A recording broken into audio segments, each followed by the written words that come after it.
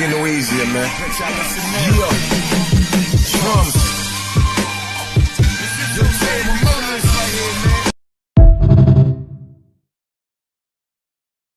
Hey, yo, what's good? It's your boy Mike Steezo. This is Tosh. And we are Up Top Apparel. And you're now tuned in to Connect the Dots with our people, Lou Hicks. Let's go. Welcome back to another episode of Connect the Dots. I am your host, Lou Icewater, a.k.a. Duquan Hicks. And I say it before and I say it again. Happy New Year to everybody. 2026. This is the first show of the new year for Connected Dots.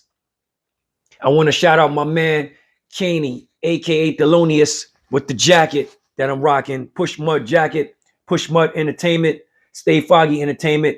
If you want anything from this man, let me know. And I will inbox me and I will give you the information. But this jacket is slamming. I love the colors, my dude. Also, I want to shout out from the Black Couch Podcast because he always shouts me out. I want to shout out Joe and Jada for doing your thing. Joe Buttons, for doing your thing. I want to shout out all the podcasters that's out there doing their thing, man. I really appreciate that, man. I like that. You know what I mean? I want to shout out all of you. Hip Hop Barbershop, we as one. So let's work as one as the new year is in. You know what I mean? So as I get older, I want to talk about this thing called paper America. And the first thing I want to talk about is, are we living in a prostitution era? Now, I want y'all to really think about this.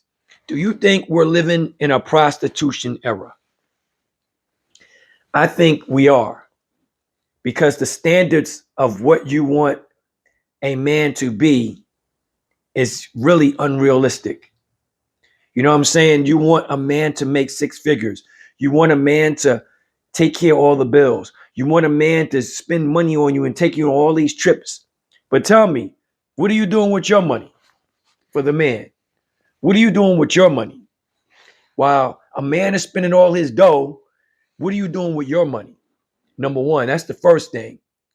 Second of all, it's the prostitution era, because it's like everybody is on social media shaking their butt, shaking their two ties and all that.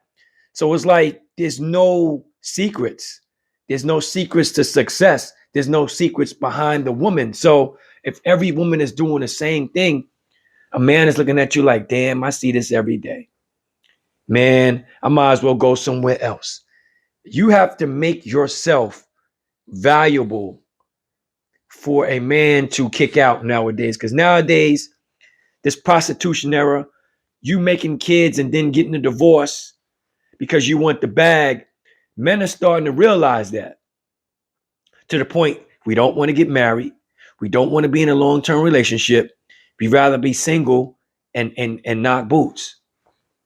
That's what it's come down to, because you gave a man no choice, especially the black man. He is the one that has to pick himself up, struggle.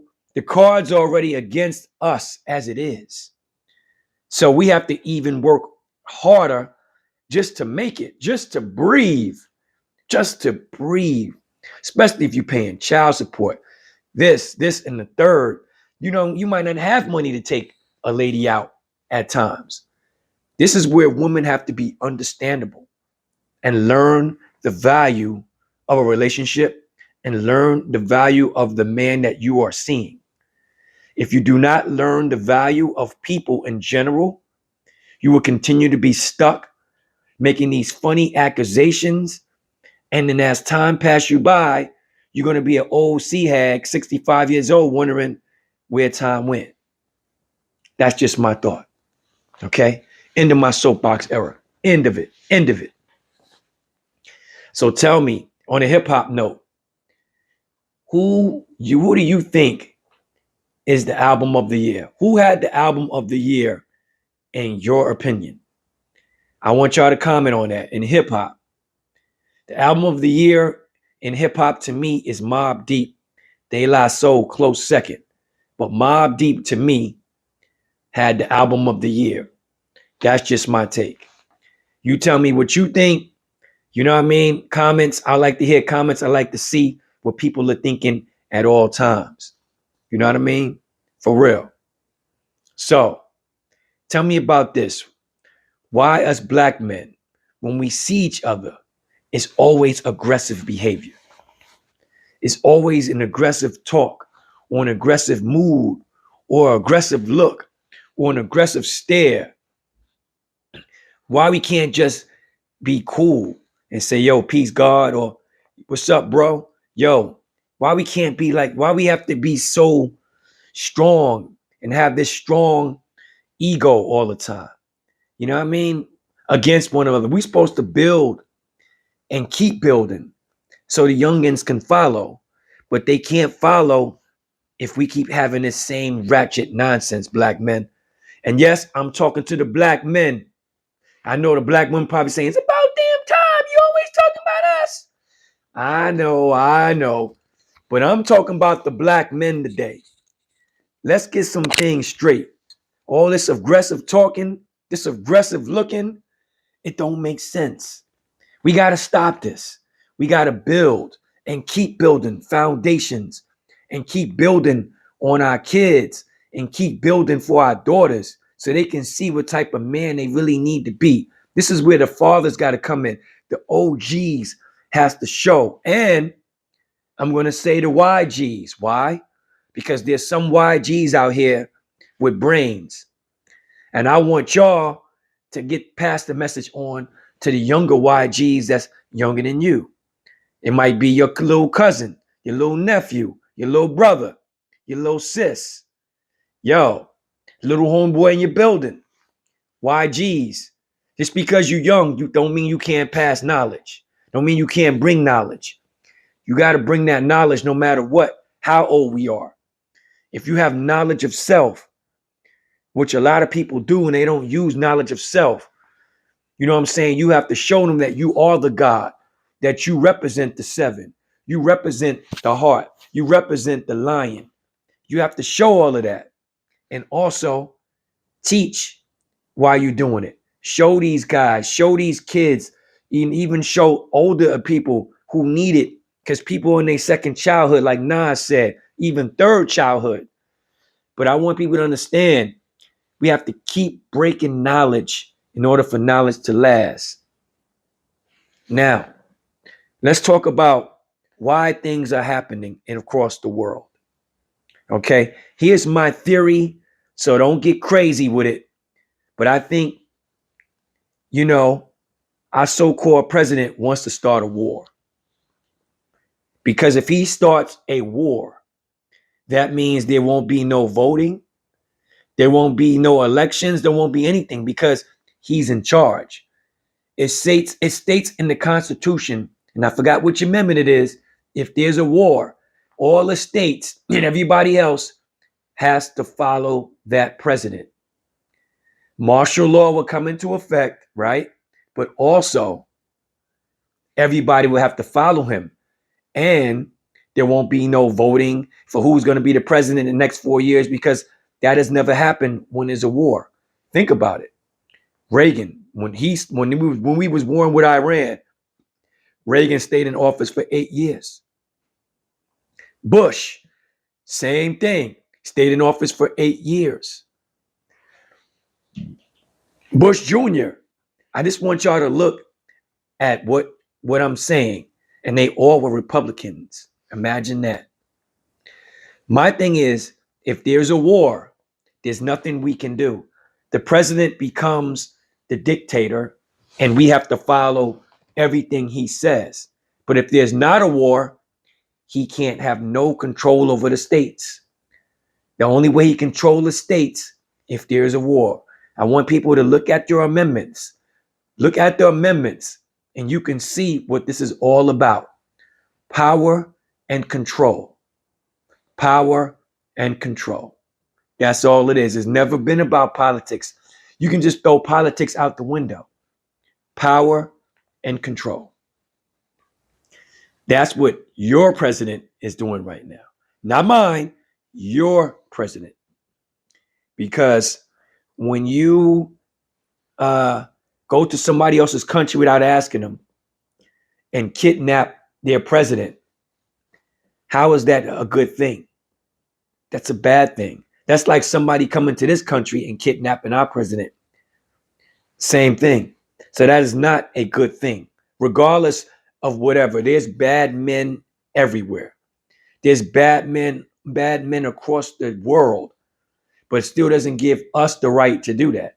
And I keep trying to tell you, stop thinking that this country was always good, apple pie and ice cream good. We wasn't always apple pie and ice cream good. We've been lied to all our lives since we've been in this country and time again. So do your homework and you'll see what I'm talking about. You'll see what I'm talking about if you really do the homework and you really do the research, because I'm doing it. You know what I mean? So tell me one thing about electronics. One thing that scares me is if everything in your house is electronic. Because if there's a short circuit, whatever, you won't be able to get in your house. You won't be able to get in your garage. You won't be able to go anywhere. You won't be able to use your car. Look it up. Look what happened in North Carolina with that building. They couldn't get in. People came. They couldn't even get in their building for a few days because of electrical prowess. So is everything electric a good thing? I don't think it's a good thing. You can have some things electric, but not everything should be electric. Because if everything is electric and things shut down, you won't be able to do anything. You won't be able to go nowhere. You won't be getting nothing to eat. You won't be able to cook anything. You won't be able to do nothing. Absolutely nothing but sit there and ponder. Do I have anything with batteries? And that's the thing that you need to understand. Get some devices that use batteries. I don't care what it is, but get devices that use batteries. Because I'm telling you, if we have electrical chaos, you can still be able to use a phone if you have batteries. You get one of those old phones that take batteries. I'm telling you, walkie-talkies take batteries. Stuffed flashlights take batteries. So I'm telling you, America, start using stuff that has batteries to it, just in case there's a short. You know what I mean? And you don't have one of those things, a generator, you short. But get things that have batteries. There's still things that you can use batteries. Trust me, you'll be surprised. But just like I said, start getting things that use batteries. That is very important. You don't want to be locked out like those people were, couldn't get in their own house, their own apartment, their own building, because everything was electrical. That's crazy. Think about that. Just think about that for a minute. That is like a maddening thing. So ask yourself, do you really want everything in your house or everything around you electrical? I don't. After seeing what happened, I definitely don't. And it's crazy to me. It is. And speaking of more things, let's talk about T.I. for a minute. He speaks about church being about business and not about the Lord. Very interesting topic. And T.I., you are absolutely 100% right. I agree with T.I. on this. And the reason why I agree with T.I. on this, because I've been to churches where they passed the collection plate around 3 times in an hour and a half. 3 times. And the same church can't even help you with rent. Can't help you with a bill. They'll tell you, oh, you can go to this service over here. You can go to this service over here. Think about it for a minute. Some churches would tell you, don't put nothing less than a 5 or a 10 in the plate. Some churches probably got Cash App. When did church become more about the money than about the sermon and the service? This to the point where I don't hear anybody, they said they went to church, but they can't tell you about the service. So what are we really learning in church? I love the Lord. He knows I love him. We all have a relationship with God. And I don't have to go to a building to prove that. God has been in my life since day one. He's helped me. He's directed me. If it wasn't for God, I wouldn't be doing this right here. God put friends in my life to navigate me through what I'm navigating through right now, through my ups, through my downs, through my goods, through my bads. But God is real. But church, I don't think is real. The more and more I think about it. And I'm going to say 95% of the churches are not real like they used to be. There's 5% that still follow the ways, but a lot of them are not like that. How many times you go to church and people keep looking at who's coming in, what they wearing, what they got, whispering and gossiping about people in the church, people in the choir, messing with the pastor, all this crazy stuff. How do you learn what the service is about? How? Same thing with Sunday school. Kids going to Sunday school, you come out of Sunday school, then you ask them what they learned, they're not going to say anything because they were so busy playing with the toys in church. So think about this for a minute. I love church, the right church. And let me take that back. The right church. There was one church I went to that was a church that I couldn't believe. That I always recommend people. It's not around anymore, but this was a great church. But I believe in small churches.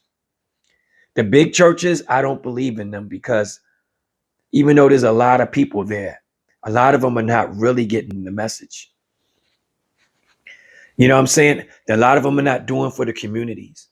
A lot of them not helping people when they have problems at home. If you're a big mega church and you're getting all this money, why are you not helping people with rent when they need it? Or people with things when they need it? You tell them to go here, but you're not helping them. And that's my issue. That's why T.I. said it's a business. And it is a business. Think about it.